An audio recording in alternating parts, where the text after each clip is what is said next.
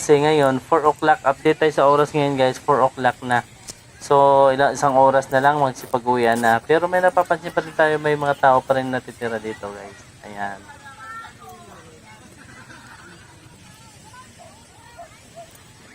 So guys, ito pala yung itsura ng Paniman. For the first time guys, nakarating din ako dito sa Paniman. Ang tagal-tagal ko na itong gustong puntahan.